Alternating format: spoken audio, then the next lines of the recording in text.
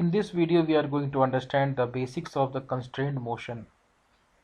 As you can see in this situation that two blocks A and B are connected by a string and placed on a table. Now, if a force F pulls these two bodies, then both the bodies will move with the same acceleration. That means if by the application of this force the block A moves with an acceleration A to the right side, then the block B will also move with the same acceleration A to the right side, because both of them are connected by an inextensible string in between them. Let us prove this fact mathematically. Now consider this coordinate system. As you can see that I have taken the x-axis along the direction of motion of the bodies along the floor, and y-axis is perpendicular to the floor, and O is the origin of this coordinate system, and this origin is fixed with the ground. It is fixed to the ground. Now we will measure the distance of the blocks A and B from the origin as indicated here. So from the origin, let us suppose the distance of the block B is x2, and from the same origin, let us say the distance of the block A is x1. Then the length of the string which is connected in between them, this much length can be taken as length L. Let us say L is the length of the string, and it is obvious that the length of the string should be constant because it is an inextensible string. Now can we write down the equation that the distance x2 plus the length of string is equal to distance x1. Therefore, by differentiating on both sides with respect to time,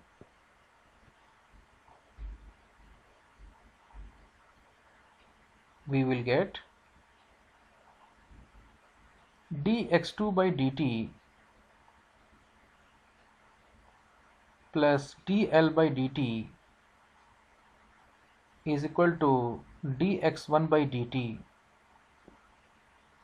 Now, as you know, x2 is the distance of the block B from the origin, so therefore dx2 by dt will be the velocity of the block B with respect to the origin. Let us suppose the block B moves with velocity v2, and also let us say the block A moves with velocity v1.